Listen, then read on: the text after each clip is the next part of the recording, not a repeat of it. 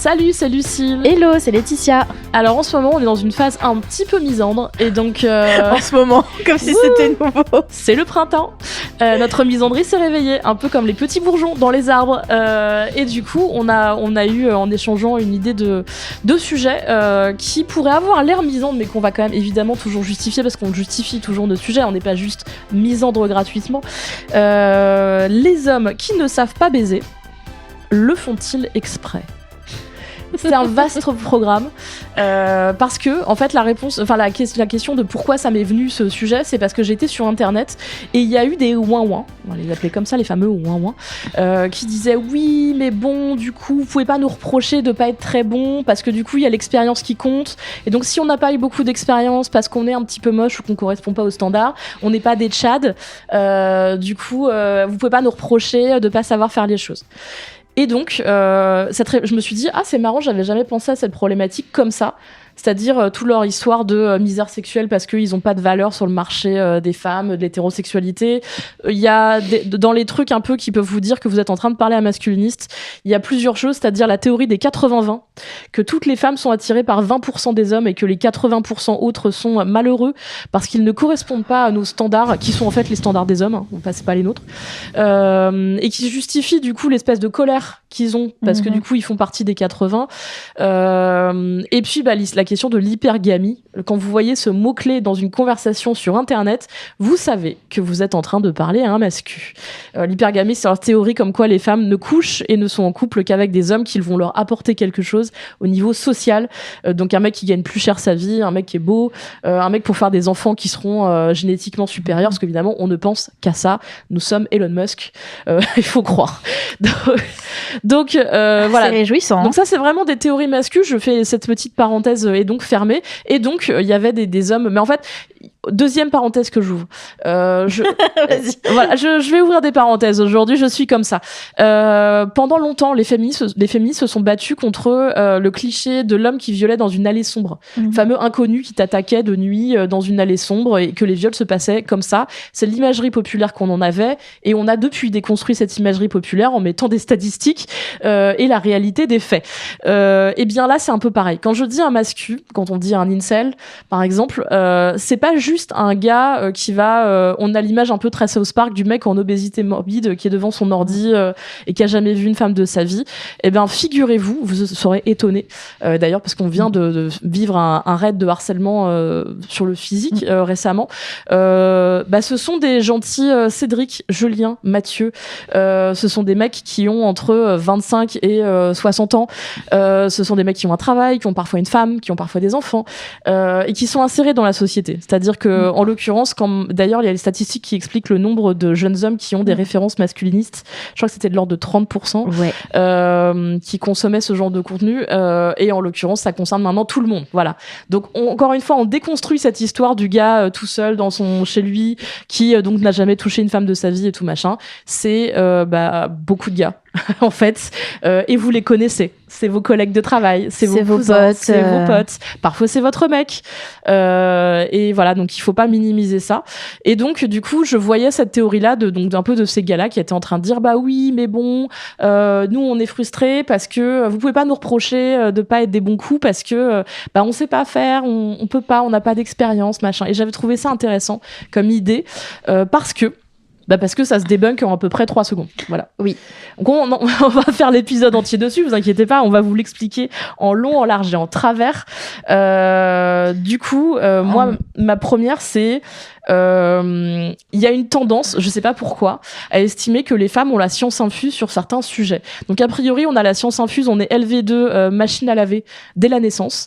On sait on a l'instinct maternel, on sait cuisiner. Exactement. Et on est des bonnes baiseuses. Et des bonnes suceuses, puisqu'on le dit régulièrement, c'est un skill qu'on demande aux femmes hétérosexuelles dès le collège à peu près. Du coup, la question c'est pourquoi les femmes seraient dès la naissance capables de faire toutes ces choses sans se renseigner, sans apprendre, sans parfois merder. Et voilà. En fait, en réalité, non. Les gars, on va vous le dire. Si les femmes font des bonnes performances au lit ou savent bien faire une fellation, c'est parce qu'elles ont travaillé dessus. Parce que les magazines féminins nous y encouragent depuis l'adolescence. Ouais. les séries, la publicité. Et puis le monde social, les garçons en collège. Les garçons...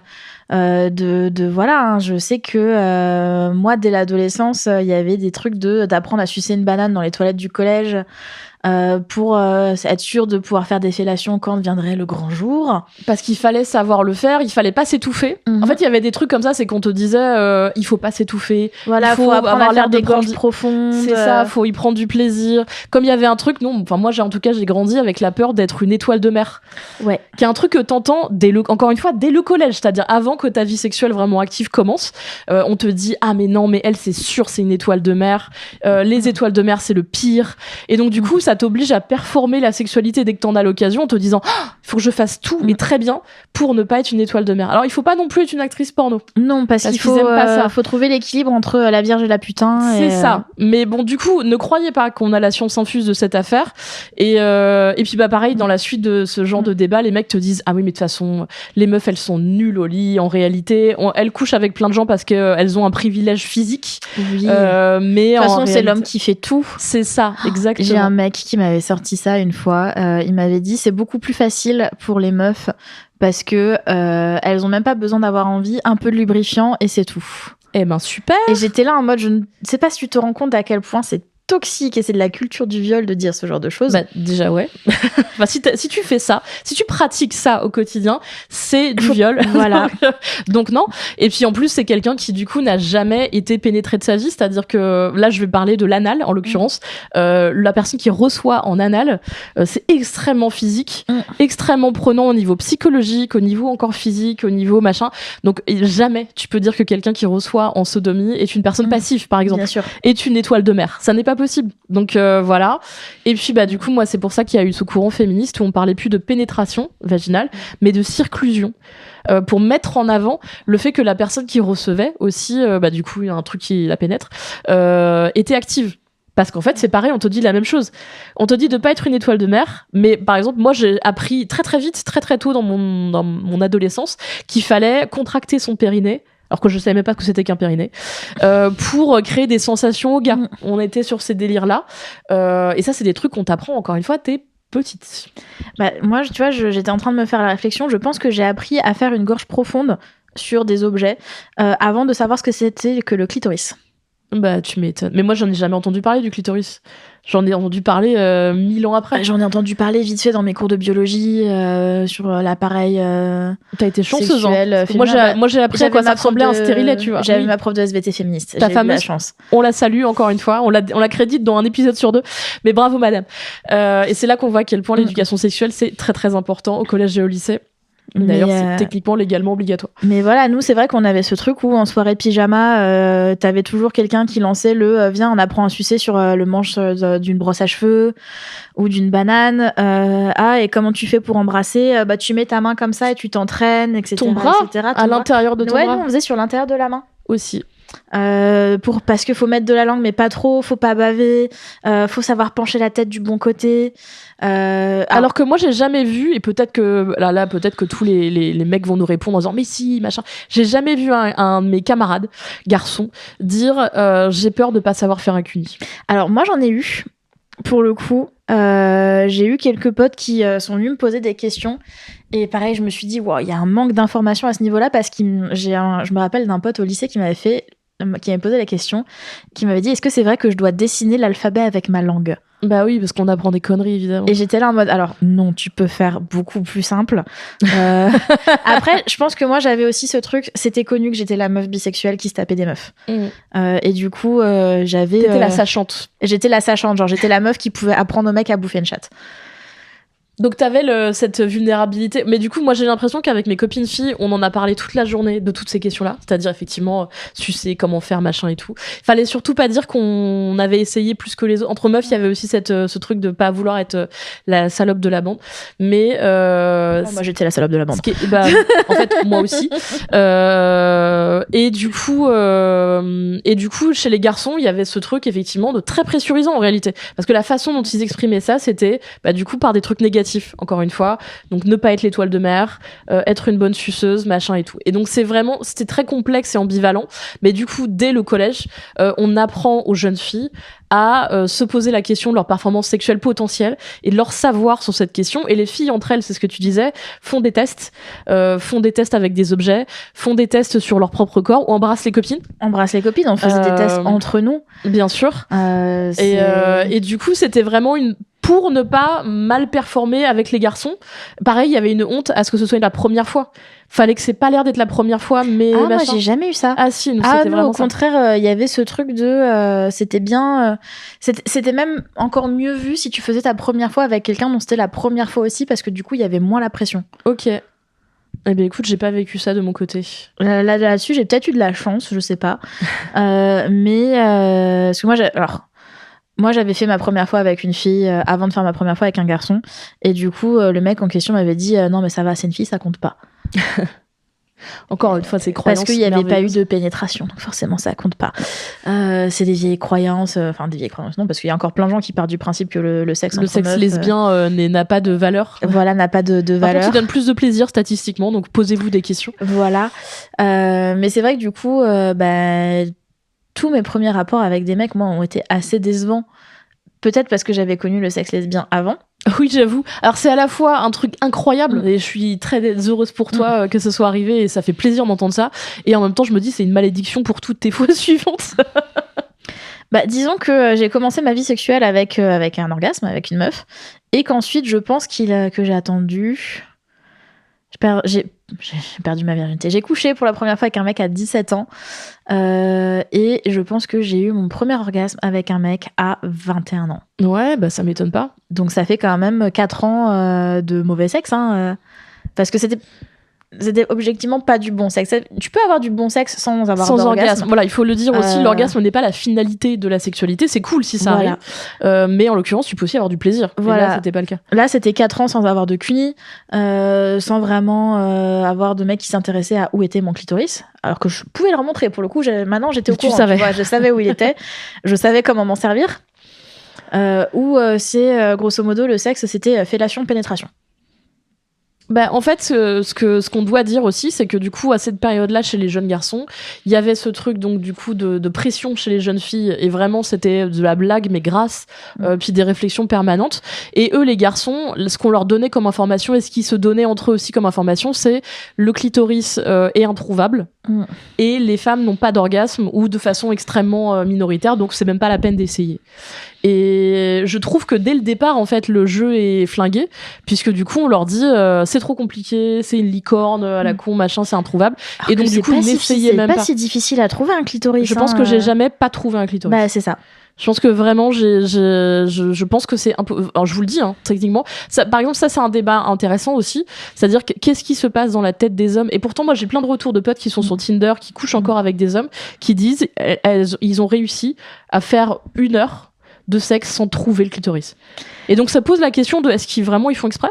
Est-ce qu'ils vraiment ils vont tout autour et qu'au pile au milieu ce soit un truc une zone où ils aillent pas? Tu sais que moi je me suis déjà fait les réflexions. Alors déjà parce que j'ai eu une fois un mec qui m'a dit mais c'est normal que je l'ai pas trouvé, c'est parce que t'étais pas épilé. Et j'étais là en mode ça fonctionne pas comme ça sur le clitoris. Non, c'est les ça. poils ne sont pas à cet endroit-là. Au contraire, ça encadre, ça libère la zone. Voilà, c'est ça, on voit bien. Et j'ai eu le cas avec un mec où je lui disais un petit peu plus à droite et il était là, il était non, je suis dessus. J'étais là en mode non. T'es pas dessus. Je suis pas sûre que je le sentirais. Il était là, mais si, je te jure, chez mon ex, il était là, et j'étais là, peut-être que chez elle, c'était le cas. Oui, mais le mien. En plus, en réalité, donc on parle à quel point, dans un épisode précédent, on disait que les vulves étaient toutes différentes, ce qui est vrai. Mais en l'occurrence, le clitoris, il est souvent au même endroit. Je vous cache pas qu'il est pas à 10 cm de décalage entre une femme et une autre. Donc, posez-vous des questions aussi. Et je pense que cette première problématique, donc des mauvais coups volontaires, j'ai envie de dire, en fait, je dis pas que si vous avez l'impression de pas trouver le clitoris, ou si votre partenaire vous dit que vous ne l'avez pas trouvé, écoutez votre partenaire déjà. Arrêtez de partir du principe que vous lisez des signes qui parfois sont faussés parce qu'on simule. Pour que ça aille plus vite, pour nous motiver aussi, pour s'auto-motiver, et ça c'est hyper intéressant. Moi j'ai beaucoup simulé avec des hommes, je le dis et je n'ai pas honte de le dire, pour me mettre dedans. Je me suis auto-érotisée par mes propres gémissements et tout. Mais parce moi, que je le fais même toujours un petit peu parce qu'en fait, ça m'excite aussi de montrer mon excitation. Et moi, je le fais quand je m'assure. Voilà, mais c'est ça, moi aussi. Donc, ça fait partie du truc. Donc, c'est pas vraiment de la simulation pour vous induire en erreur, machin. C'est de l'auto-encouragement. C'est exactement. Et donc, on fait ça plus pour nous que pour vous. Mais ça veut dire que techniquement, physiquement, le plaisir n'est pas là, par contre. Donc, on va peut-être le trouver avec de la chance, mais en réalité, il n'est pas techniquement là à l'instant T. Donc, du coup, se pose la question, effectivement, de... posez-vous la question de est-ce que vous avez déjà trouvé le clitoris. Si vous ne l'avez pas encore trouvé, ou si vous tombez dessus une fois sur 10, quel est le problème ? Parce que c'est vous le problème. Le clitoris, il est... Mais non, mais c'est vrai. Oui, c'est vrai. Le clitoris, il est toujours au même endroit et dans la grande majorité des cas, on est tout équipé. Donc si tu tombes dessus une fois sur 10, il y a un énorme problème qui vient de toi. Et en fait, il suffit de demander. La meuf, elle peut te le dire, elle peut te le montrer. Parce qu'on peut vous le montrer. On peut vous montrer comment on se touche. C'est quelque chose qui est, de mon opinion, assez excitant en plus de montrer à quelqu'un comment je me touche. Parce que comme ça, après, je sais que la personne elle peut reproduire, exactement. Et d'ailleurs, entre meufs, on le fait. Ouais. C'est-à-dire que moi, quand je couche avec une femme pour la première fois, je lui demande toujours quel est le type de stimulation qu'elle pratique. Et si elle le montre, c'est encore mieux. En plus de la question que c'est sexy, oui. Parce que du coup, on se stimule pas toutes de la même manière. Donc du coup, c'est bizarre qu'entre meufs, le premier truc, c'est comment tu fonctionnes, et qu'avec un mec, ce soit une question qui vienne jamais. Moi, j'ai jamais un mec qui m'a demandé. En fait, c'est un petit peu ça, parce qu'en fait, on a attaqué cet épisode, on n'a pas vraiment défini ce que c'était qu'un mauvais coup. Et en fait, pour moi, un mauvais coup, c'est une personne qui va pas poser de questions.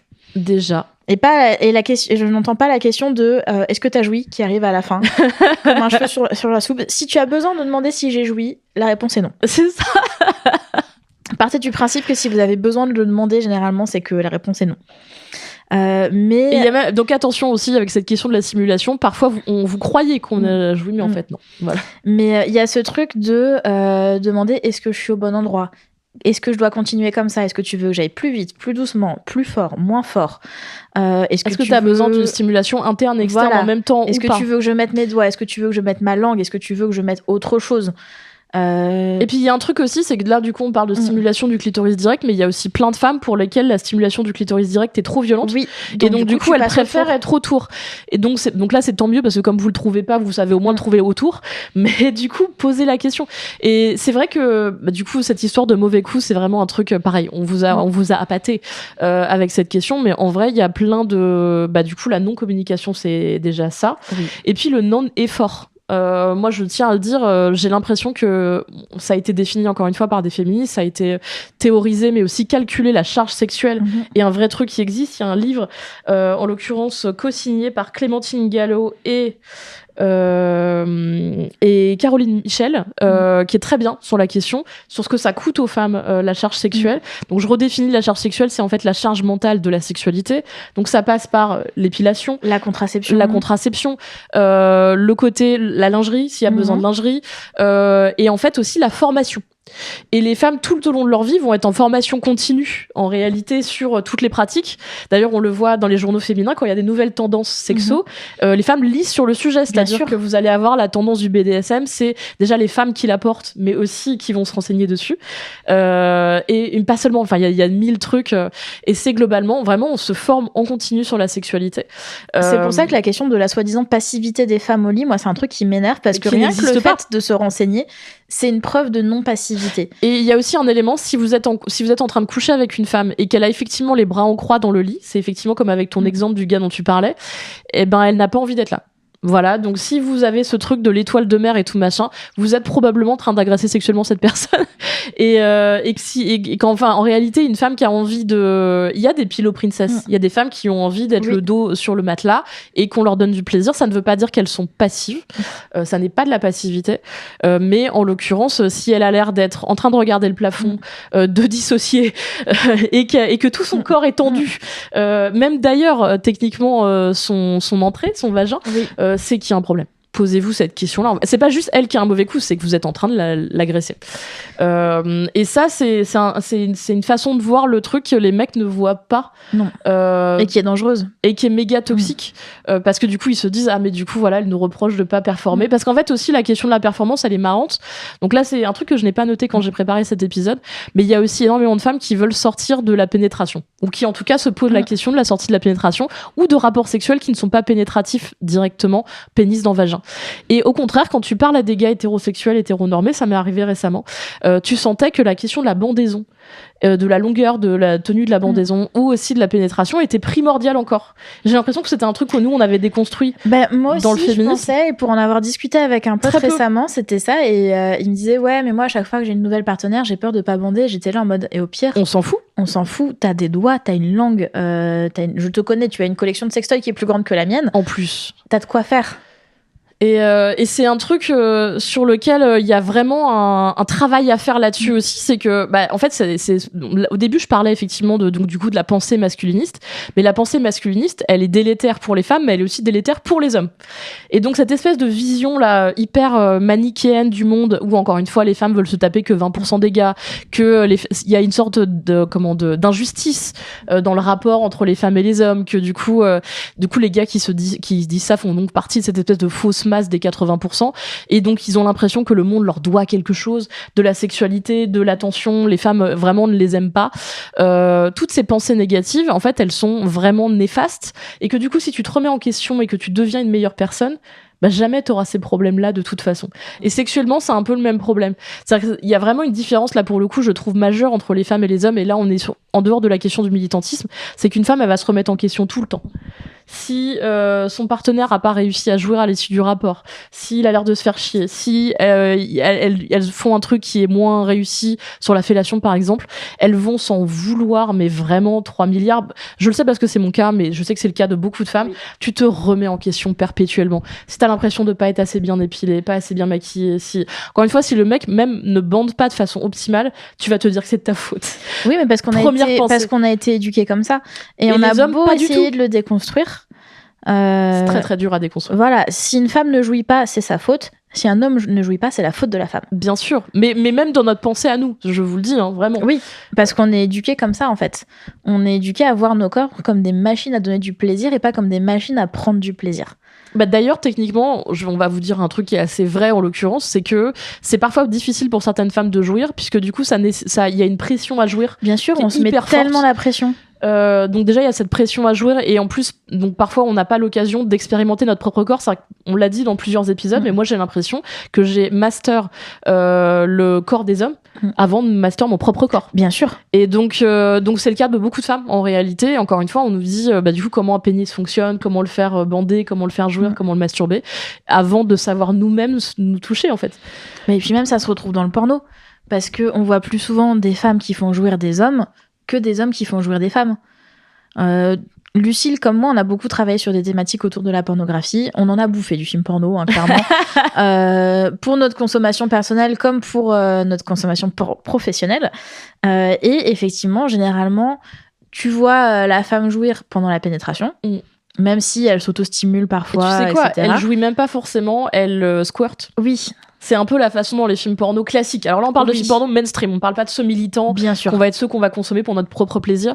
Mais dans le porno classique, la façon dont on voit que la femme a pris du plaisir, et pour plein d'hommes c'est le cas, c'est le squirt. C'est pour ça d'ailleurs qu'il y a autant d'hommes qui focalisent sur cette pratique, qui ne signifie pas qu'on a un orgasme, voire, moi je suis même pas totalement sûre que ça m'amène à l'orgasme particulièrement. Petite pensée pour notre pote obsédé par le squirt qui n'est plus dans nos DM, Dieu merci.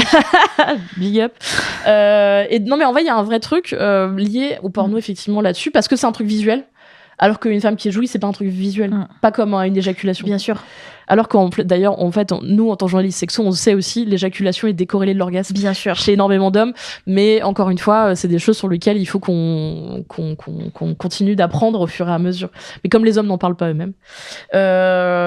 Du coup, moi, je pense que, du coup, pour revenir à notre problématique de les hommes qui ne savent pas baiser, le font-ils exprès, je vais revenir encore une fois sur ce livre que je cite une fois sur deux, un peu comme ta prof, ma prof de SVT, dans chaque épisode, le livre de Léane Alestra, Les hommes hétéros le sont-ils vraiment, parce qu'il y a une analyse à l'intérieur de cette problématique de les hommes, une grande majorité d'hommes hétérosexuels n'aiment pas le corps des femmes, n'aiment pas donner du plaisir à des femmes, parce que sinon ils y arriveraient. On n'est encore une fois pas les puzzles les plus insolvables de l'univers. Puis quand on veut, on peut à ce niveau-là, c'est... On dit pas qu'on veut des orgasmes à tous les coups, mais donner du plaisir à une femme, c'est pas si compliqué. Et puis en fait, le plaisir, c'est justement pas l'orgasme, donc il y a 1000 façons de le faire. Que ce soit un bon massage, un baiser un peu long, un machin, il y a plein de façons. Encore une fois, sans bander. Parce que là, on a plein de zones érogènes de partout, vraiment. Oui. bien sûr.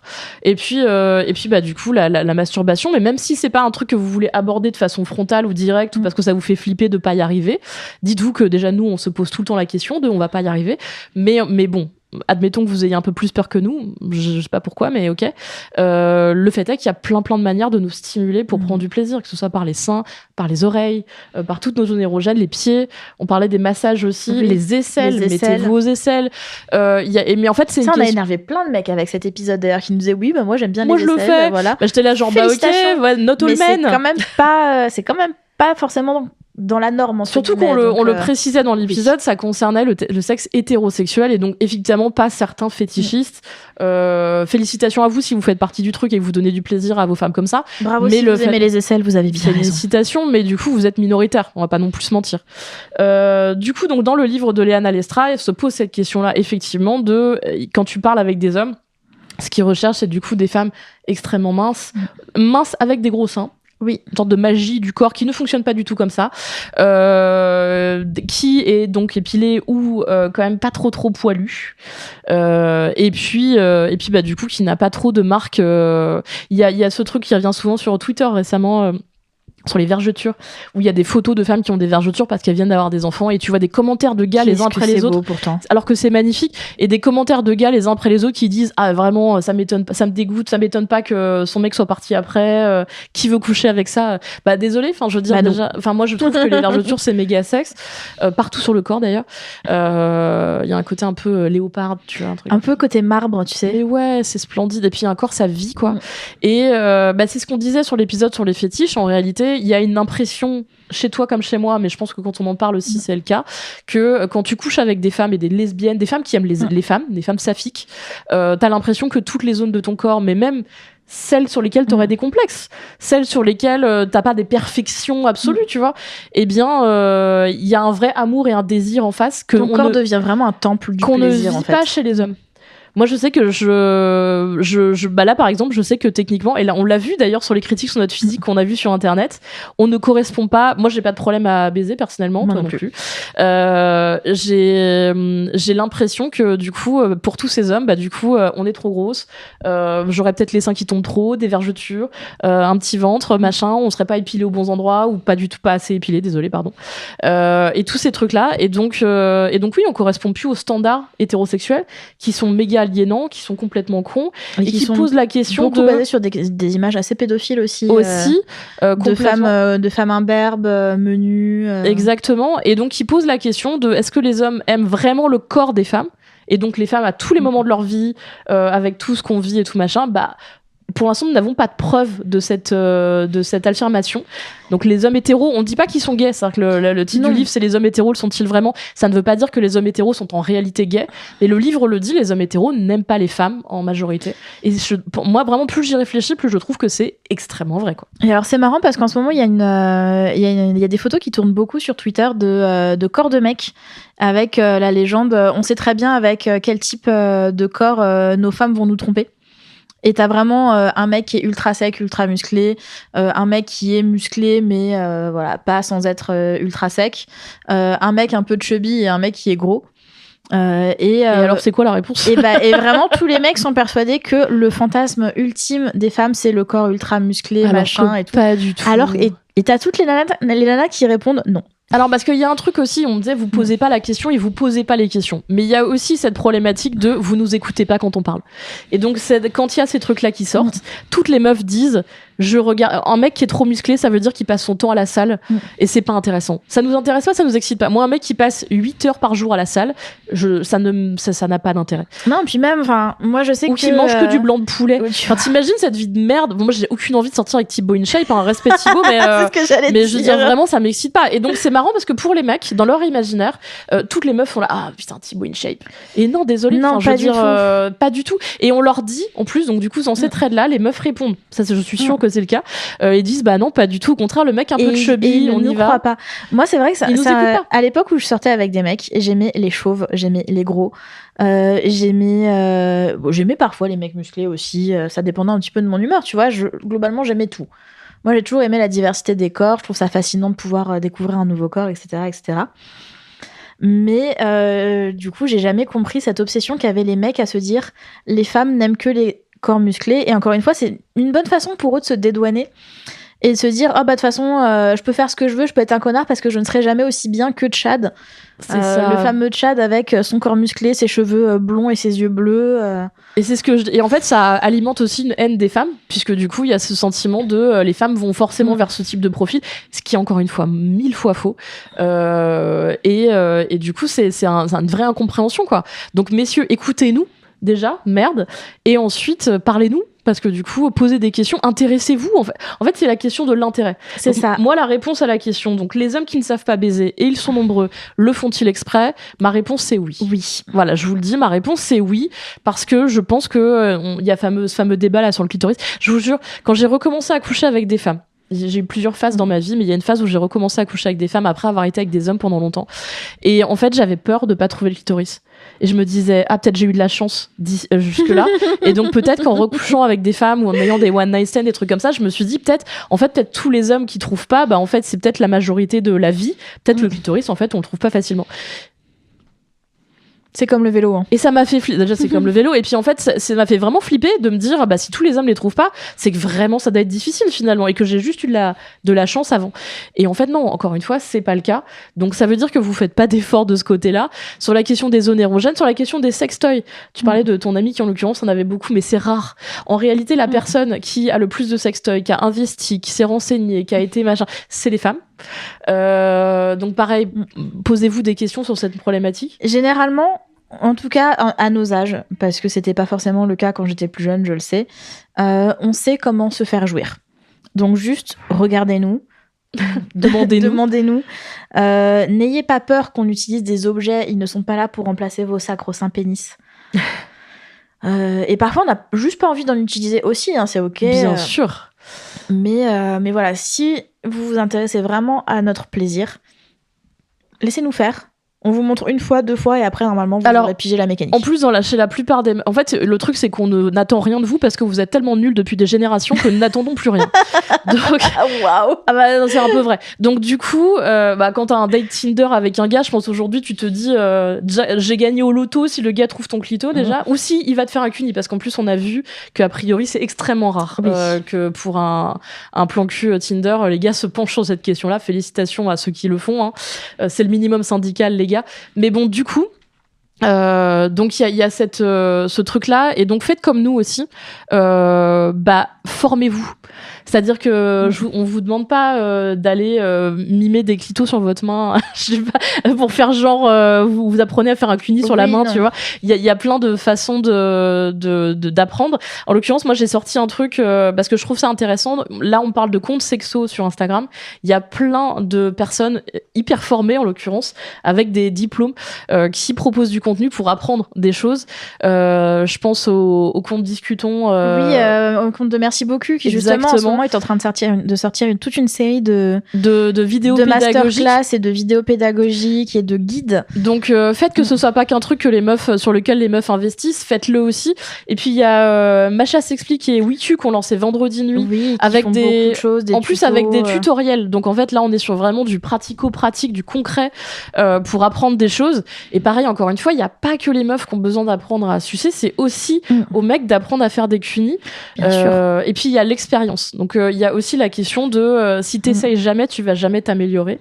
Et il faut aussi entendre la critique. Donc on parlait d'écouter les femmes, mais il faut aussi parfois entendre qu'on a fait de la merde. Et ça c'est très compliqué pour la plupart de ces messieurs qui pensent déjà donc du coup que le monde leur en veut a priori, ce qui a pas été prouvé encore pour le moment. Mais il faut entendre la critique. Et pareil, du coup nous on entend perpétuellement qu'on n'a pas fait exactement les choses correctement comme la personne le voudrait. Tu ravales un peu ta fierté et tu fais mieux la prochaine fois parce que t'as envie de faire plaisir à ton partenaire. Et ça c'est vraiment t'apprends à découvrir le nouveau corps d'une personne parce que c'est normal de tâtonner au début. C'est ça, c'est normal et c'est ça qui est génial en fait. Oui, mais il y a une différence entre tâtonner au début et ne pas faire arriver à l'orgasme la personne, mais juste parce qu'on tâtonne, parce qu'on connaît pas bien, et ne pas faire arriver à l'orgasme la personne parce que c'est le début, mais aussi parce qu'on n'a pas essayé. Et ça, c'est aussi la différence entre un mauvais coup et un bon coup, c'est-à-dire que vous pouvez avoir un rapport sexuel avec une femme, elle n'aura pas d'orgasme, elle aura peut-être du plaisir, et elle vous en voudra pas personnellement, et elle dira pas que vous êtes un mauvais coup, encore moins sur vos performances de bandaison, mais parce que vous aurez vraiment essayé, et que vous aurez communiqué, et que vous aurez essayé des trucs, et que vous aurez pris le temps. Donc en fait, ça se calcule pas sur les facteurs que vous pensez qui se calculent, tout simplement. Et ça, c'est important de le dire. Donc oui, voilà. Notez bien cette information. Là, c'est un épisode qui s'adresse beaucoup aux messieurs, mais en fait, je pense qu'il faut le dire beaucoup aux femmes. Là, pour le coup, je m'adresse aux femmes qui couchent encore, relationnent encore avec des hommes. Il faut qu'on monte nos standards. Il faut qu'on le dise quand c'est nul. Voilà, déjà c'est pas facile à dire, hein, mais en fait, il faut pas. Là, on prend pas de faut pas le dire et on comme dit ça, des trucs voilà. comme des bourrinasses. Promis, on sait aussi dire les choses avec courtoisie, délicatesse. Alors moi, en vrai, je mets beaucoup de gants. Donc, parfois, ça m'arrive de pas le dire, c'est pas très bien. Oui. Enfin, ça m'est arrivé dans ma vie. Bah, ça dépend si je compte revoir la personne ou pas. Tu vois, si je compte pas revoir la personne, je m'en fous que le sexe soit nul. Oui. C'est oubliable. Enfin, c'est mieux si c'est bien. C'est mieux si c'est bien, mais si c'est pas bien, c'est pas dramatique. Oui, bah t'en auras vu d'autres dans ta vie, quoi. Par contre, partez du principe que si une femme vous donne des conseils, c'est qu'elle a envie de vous revoir. C'est un cadeau. Et alors, vu que vous êtes tous matrixés par le monde de l'entreprise et par le truc, les cryptos et tout machin, il y a un truc dans le monde de l'entreprise, c'est le feedback est un cadeau. Eh bien, c'est la même chose dans le sexe. Voilà. Et donc, si la meuf te dit, mon clito n'est pas là où tu crois, il est vraiment 2 cm à côté, déjà, c'était vraiment, tu misses à 2 cm, c'est quand même beaucoup, vu comment on est foutu. Mais bon, admettons. Et puis, bah, surtout, encore une fois, sur la stimulation, ça ne remet pas en doute vos expériences précédentes, parce que ce qu'on vous dit, c'est qu'on est toutes différentes, comme vous êtes tous différents. D'ailleurs, quand nous, on couche avec un gars pour la première fois, ça n'arrive plus, mais avant, on repart de zéro, c'est-à-dire qu'ils aiment pas tout cette sucer de la même manière, masturber de la même manière. Pour la première fois, elles aiment pas toutes les mêmes choses. Mais bien sûr. Donc en fait, on réapprend à faire. À découvrir un corps à chaque fois, on réapprend à donner du plaisir à chaque fois. C'est-à-dire la communication, le feedback, et puis on tente, et puis on montre qu'on est enthousiaste et qu'on a du désir, parce qu'encore une fois, c'est un truc, là on va le dire aussi, moi maintenant dans ma catégorie mauvais coup, je mettrais aussi tous les gars qui sont monolithiques du visage, aucune expression, qui font pas de bruit, aucun gémissement, parce qu'ils sont tellement concentrés sur leur bandaison et leur performance de il faut bander pendant un temps de temps machin, et pénétrer pendant tant de temps, que du coup ces gars ne sont même pas dans le présent, quoi. Et donc moi, et d'ailleurs, pareil, vous voyez tout ce que vous disent les meufs sur les réseaux, sur Twitter régulièrement, les meufs font les mecs qui gémissent pendant le sexe. Oui. Et ça, c'est un truc qui revient tout le temps. Donc lâchez-vous. Enfin, je veux dire tout simplement. Parce que là, maintenant, je mettrais dans la catégorie, effectivement, le gars où t'as rien lu de ses émotions pendant tout le long. Tu sais pas s'il est vraiment excité. Bah oui, parce que t'as pas de feedback, du coup. Le gars n'a pas l'air excité par ton corps, il n'a pas l'air excité par tes trucs, et il fait aucun effort à part juste faire son truc de pilon, là. Vraiment, on passe tous un mauvais moment, finalement. Oui. Et c'est un peu ça. Je pense que, du coup, voilà, moi, j'ai vraiment du reproche à faire, et je le fais aujourd'hui. C'est un truc que je dis souvent quand je fais des tables rondes ou des trucs comme ça. Il y a des trucs sur lesquels les hommes ont à perdre du féminisme. C'est-à-dire qu'on veut vous prendre plus de salaire, on veut être payé de façon égale, on veut avoir plus de place dans le monde de l'entreprise, on veut plein de trucs. Donc on veut se battre pour nos droits. Et donc on va vous enlever un petit peu de place. C'est pas grave. Mais il y a des trucs sur lesquels vous allez y gagner, et sexuellement vous allez y gagner. C'est-à-dire que si vous adoptez des postures féministes, c'est-à-dire de respect de l'autre, d'un regard bienveillant sur l'autre. La barre est si basse. Mais c'est ouf. T'es obligé de leur dire ça, les gars, vous allez vraiment y gagner. Ce serait bien que tu me respectes un petit peu, s'il te plaît. Parce que là, tu vois, tu parles de respect, mais en fait, j'ai l'impression qu'on est en train de parler à une espèce complètement différente. Enfin, c'est quand même terrifiant. Les hommes viennent de Mars, etc., etc. C'est une catastrophe, quoi. Et ça a été un problème, d'ailleurs, dans toute cette histoire. Les hommes viennent de Mars, les femmes viennent de Vénus. C'était donc une série de livres, il y en a beaucoup en plus, qui ont été déclinés à l'envi. Je sais pas le nom de l'autrice, je crois. L'autrice, qui a écrit ça dans les années début 2000. Début des années 2000. Ça a beaucoup desservi. Qui est devenue une bible, d'ailleurs, pour tout le monde, pour expliquer pourquoi les hommes étaient donc des monolithiques qui s'enfermaient dans des grottes. Et ça disait en gros, si votre homme ne vous parle pas pendant 2 semaines, c'est qu'il est dans sa grotte et c'est normal. Et t'étais là genre, non, c'est toxique et c'est de la merde. Aujourd'hui, on dirait c'est de la merde, d'ailleurs on le dit. Mais pendant des années, on a été biberonnés à cette culture-là. Donc les femmes sont dans le Caire, les hommes sont dans leur grotte. Ils fonctionnent comme des élastiques. Alors si vous tirez sur l'élastique, ils reviendront jamais vers vous. Enfin, des trucs méga toxiques au niveau relationnel. On n'aurait pas idée de dire des dingueries pareilles aujourd'hui. Et du coup, ça nous a desservi parce que même sexuellement, c'est comme si on parlait pas le même langage finalement. On est en train de dire, du coup, les hommes ont telles attentes, tels besoins, tel machin. Ils ne sont pas dans la communication et il faut qu'on l'accepte. Et moi, je l'accepte pas. je vous le dis. J'ai arrêté, j'ai fait ces sessions, mais en vrai, je ne l'accepte pas pour toutes les femmes qui vont venir après et qui vont continuer à relationner avec eux. Arrêtez d'être des mauvais coups, quoi. Et là, c'est même pas une question d'expérience, c'est-à-dire que même un gars, pour la première fois, même un gars de 35 ans qui a jamais baisé, c'est possible. Ça veut pas dire que ce sera un mauvais coup, parce que s'il fait tout ce qu'on a dit dans cet épisode, ce sera peut-être le meilleur coup que nous, on aura avec tous les gars qui auront eu de l'expérience avant. Bien sûr. Donc écoutez ça, c'est important. C'est vrai que moi, c'est un discours que j'ai pu tenir par le passé et que maintenant, je ne tiendrai plus, où je disais, flemme de coucher avec un mec qui serait puceau à mon âge, parce que j'ai pas envie d'avoir à tout à lui apprendre. Et en fait, je me dis que même des mecs qui sont pas puceaux à mon âge et qui ont eu des dizaines de partenaires, ils y connaissent rien. Il faut quand même tout leur apprendre. Et tu peux pas leur apprendre parce que ça rentre pas. Voilà. Donc en fait, voilà, c'est un discours que j'ai pu tenir par le passé, mais à culpa, je ne le pense plus aujourd'hui. Je pense que vraiment le bon coup, c'est la personne qui est prête à écouter sa partenaire. Et qui te désire vraiment. Et donc ça veut dire qu'on arrête de faire du performatif et qu'on arrête de faire du body count, parce que ça c'est vraiment un truc de gars. Donc les femmes ne devraient pas avoir de body count, mais les hommes on devrait en avoir énormément. Et en réalité, ça veut pas dire que c'était bien. Donc les gars qui se vendent sur internet, là, tous les espèces d'Andrew Tate, les machins, les mecs qui disent je couche avec des mannequins, mais les pauvres meufs comme moi, elles doivent jamais jouir en fait. Ouais. Et j'espère qu'elles ont une deuxième vie à côté et qu'elles jouissent entre elles. Mais parce que en vrai, moi ça m'inquiète plus qu'autre chose. Il y a des gens sur qui effectivement un body count élevé, c'est un truc sur lequel je me dirais peut-être, tu vois, certains libertins et tout, il y a des gens qui quand même essayent de donner du plaisir. Mais là, cette espèce de culture masculin, elle est délétère et elle ne montre pas la qualité de tes capacités. Ça ne se calcule pas aux chiffres. D'ailleurs, vous le saurez, globalement, rien ne se calcule aux chiffres. Donc pareil, même la taille du pénis aussi, évidemment. Le vrai body count, moi c'est pour ça, moi j'ai pas ce truc de sex list où je note les noms des partenaires que j'ai eu, en plus, moi j'ai oublié plein de gens. Et en fait, je faisais la réflexion il y a pas longtemps à des potes qui me disaient mais c'est quand même triste que t'aies oublié des gens. Et je leur ai dit si je les ai oubliés, c'est qu'ils étaient oubliables. C'est leur problème. Je n'oublie aucune. Alors, mec comme meuf, je n'ai oublié aucune des personnes qui m'a déjà fait jouir. Ouais, oui. Je me rappelle toujours d'un bon orgasme. Donc, si je vous ai oublié, c'est que vous m'avez pas fait jouir. Mais c'est réciproque parce que du coup là on parle dans un niveau très misant mais en réalité très pédagogue, je vous jure, on est sympa quand même en vrai. On a donné plein de conseils techniques.